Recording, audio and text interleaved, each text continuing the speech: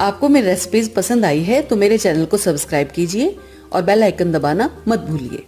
और भी मजेदार रेसिपीज देखने के लिए मेरे चैनल द किचन कहानियां से जुड़े रहिए। हेलो एवरीवन, आज मैं आपके साथ मावा कचौड़ी की रेसिपी शेयर कर रही हूँ। इसके लिए मैंने आधा कप मावा लिया है। ये मैंने घर पर बनाया है। इसकी रेसिपी आप मेरे चैनल पर देख सकते हैं। 1 कप मैंने मैदा लिया है। 1 कप मैंने चीनी ली है चाशनी बनाने के लिए। और मावे में डालने के लिए 1 बड़ा चम्मच मैंने पिसी हुई चीनी ली है। चुटकी भर इलायची पाउडर यूज करेंगे। और ड्राई फ्रूट लिए हैं मैंने। कुछ काजू को बारीक काट लिया है। बादाम लिए हैं, बारीक टुकड़ों में काट लिए हैं। पिस्ता लिया है, इसको भी हमने काट लिया है। और किशमिश ली है। इसको ध्यान से आप देखिए, इसको मैंने बहुत छोटे छोटे टुकड़ों में काटा हुआ है क्योंकि हमें साबुत किशमिश नहीं डालनी है। कुछ धागे हम केसर के यूज करेंगे चाशनी में डालने के लिए। और कचौड़ी बनाने के लिए मैं देसी घी का यूज कर रही हूँ। अब सबसे पहले हम कचौड़ी के लिए आटा बनाएंगे। आटा में डालने के लिए ये 2 चम्मच मैंने देसी घी डाला है। इसको हम आटे में मोयन लगाएंगे। बहुत अच्छी तरह आटे में हमें घी को मिक्स करना है। वैसे तो रिफाइंड का या डालडा का भी मोयन लगा सकते हैं, लेकिन मावा कचौड़ी में जो टेस्ट देसी घी से आता है वो एक अलग ही तरह का टेस्ट होता है। बहुत बढ़िया लगती हैं। और ये देखिए, हमें इस तरह से इतना मोयन इसके अंदर डालना है कि जब हम आटे में मोयन लगाने के बाद आटे को इस तरह हाथ में पकड़ें तो वो मुट्ठी उसकी बन रही हो, यानी कि आटा इस तरह लड्डू की तरह से उसका शेप जो है वो होल्ड हो रहा हो। तब हमारा आटे में मोयन एकदम परफेक्ट लगा है। अच्छी तरह हमने इसमें मोयन मिक्स कर लिया है। और अब हम थोड़ा थोड़ा पानी डालकर आटे को गूंथना शुरू करेंगे। ज़्यादा हमें सख्त आटा भी नहीं गूंथना है। नॉर्मल हम जिस तरह से पूरी कचौड़ी का आटा गूंथते हैं ऐसा हम आटे को गूंथ लेंगे। थोड़ा थोड़ा पानी डालेंगे और आटे को हम बढ़िया तरह मसल कर गूंथ लेंगे। अब हम इसको ढककर रख देंगे करीब आधे घंटे के लिए। और ये देखिए, मैंने आधा कप पानी लिया था, ये 1/4 से थोड़ा सा ज्यादा पानी लगा है और आटा बनकर तैयार हो गया है। अब हम स्टफिंग के लिए तैयारी करते हैं। एक पैन में 1 चम्मच मैंने देसी घी लिया है। मावा कचौड़ी में हम मावा या खोया जो भी हमने ये लिया है, इसकी हम स्टफिंग करेंगे तो इसको हम हल्का सा पहले भून लेंगे। घी गर्म होने के बाद हम इसमें खोए को डाल देंगे और इसको कम आंच पर अच्छी तरह से हमें भून लेना है। बहुत बढ़िया टेस्टी कचौड़ी बनती हैं। राजस्थान की ये एक फेवरेट मिठाई में आती हैं कचौड़ियाँ, मीठी कचौड़ी। और ये देखिए, हमने मावे को भून लिया है। अब हम मावे के अंदर जो ड्राई फ्रूट हमने काट कर रखे हैं वो ऐड करेंगे। थोड़े से बादाम हम रोक लेंगे, ऊपर से गार्निशिंग के काम आएंगे। किशमिश हमने सारी डाल दी है। काजू भी हम थोड़ा सा रोक लेंगे।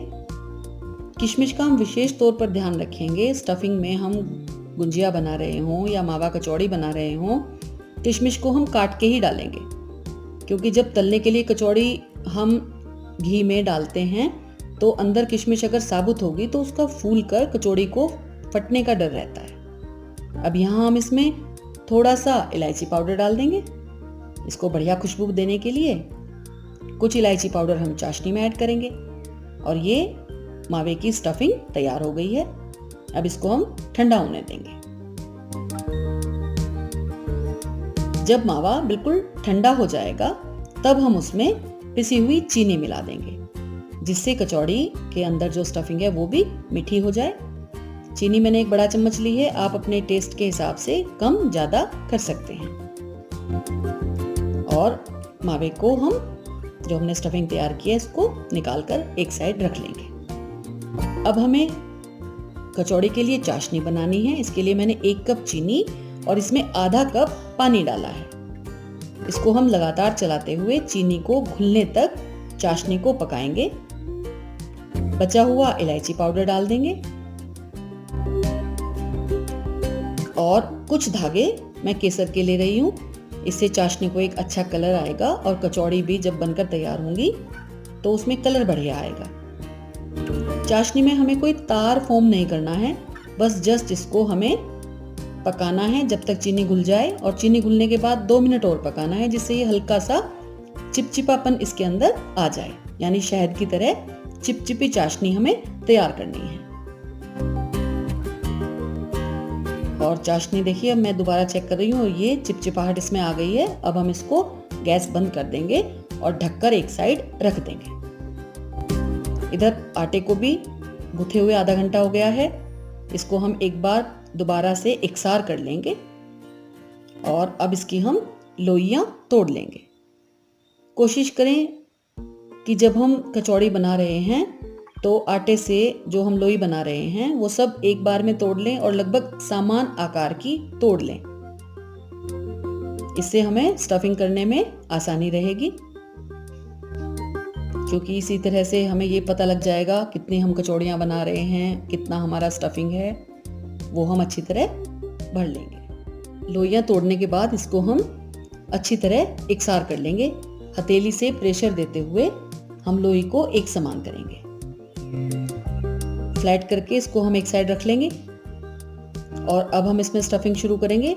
एक लोई हम लेंगे और बाकी की लोई को हम ढककर रख देंगे जिससे वो सूखे नहीं। और हम ये भी श्योर कर लेंगे कि जो हम स्टफिंग भर रहे हैं वो एकदम बिल्कुल ठंडा होना चाहिए। अब हम एक लोई लेंगे और इसको हल्का सा बेलन से बेलते हुए थोड़ा सा फैलाएंगे।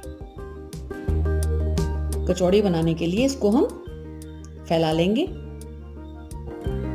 ज्यादा हम पतली भी नहीं करेंगे।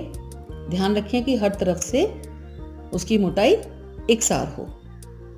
अब इसमें हम बीच में स्टफिंग रखेंगे।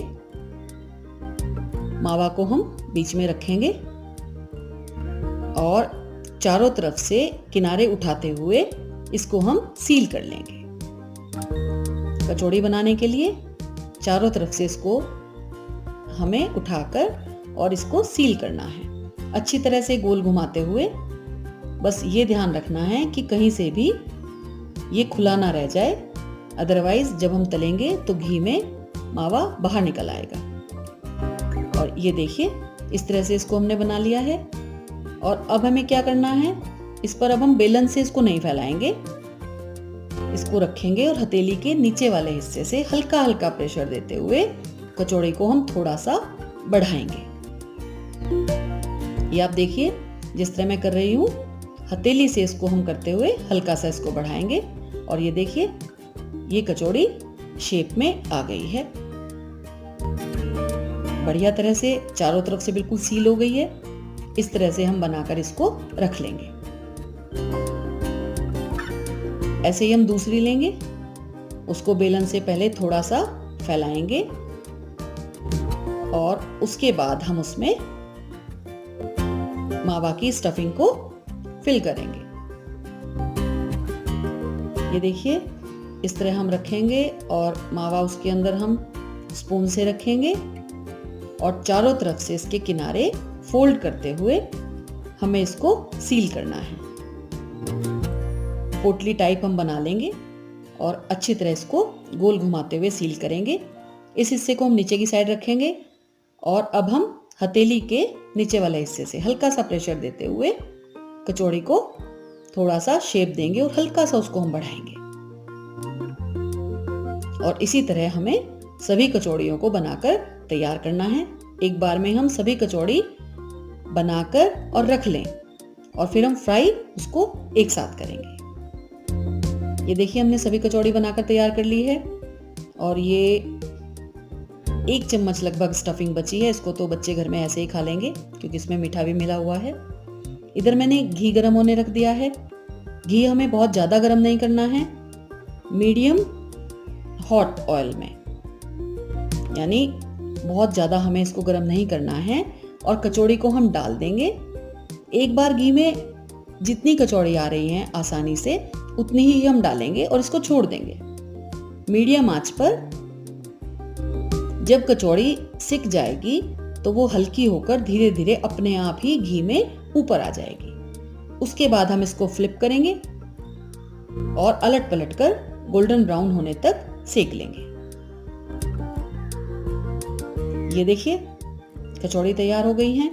इसको हम घी से निकालेंगे और डायरेक्ट जो हमने चाशनी बनाकर रखी हुई है उसमें हम डाल देंगे। चाशनी भी ठंडी हो गई है, हमें ठंडी ही चाशनी में इसको डालना है। और इसी तरह से हम घी में दूसरी कचौड़ी डालेंगे और उसको मीडियम आंच पर या कम आंच पर, हमें बहुत तेज आंच पर इसको नहीं सेकना है, धीरे धीरे इसको सेक लेंगे। करीब 5 से 7 मिनट करीब इसको लग जाएंगे एक बार का जो हम बैच सेकने में लगा रहे हैं। और धीरे धीरे कम आंच पर बढ़िया सौंधी सौंधी कचौड़ियां हमारी बनकर तैयार होंगी। और उसको डायरेक्ट चाशनी में डालेंगे। चाशनी से उसको हम कोट करेंगे, अच्छी तरह उसको हम चाशनी में कोट कर लेंगे और ये कचौड़ियां बनकर तैयार हो गई हैं। ये देखिए बहुत बढ़िया कचौड़ी बनी है। ऊपर से इसको गार्निश करने के लिए जो हमने ड्राई फ्रूट थोड़े से बचा कर रखे थे वो हम ऊपर से इसमें डाल देंगे। पिस्ता भी मैं ऊपर से ही इस पर गार्निश कर रही हूँ। और ये मावा कचौड़ी बनकर तैयार हो गई है। मीठी डिश है, अच्छी डिश है, देसी घी में बनाई है, खुशबू भी बहुत अच्छी आ रही है। एक मैं आपको तोड़कर दिखा रही हूँ। मीठा खाने वालों को ये बहुत बढ़िया तरह से पसंद आएगी। इस रेसिपी को आप जरूर ट्राई करें। अच्छी लगे तो इसको प्लीज शेयर जरूर करें। Thank you for watching this video. अगर आपको ये रेसिपी पसंद आई है तो मेरे चैनल को सब्सक्राइब जरूर करें। आप मेरे साथ इंस्टाग्राम, फेसबुक, ट्विटर और पिंटरेस्ट पर भी जुड़ सकते हैं और अपने सजेशंस कमेंट बॉक्स में मेरे साथ शेयर करें।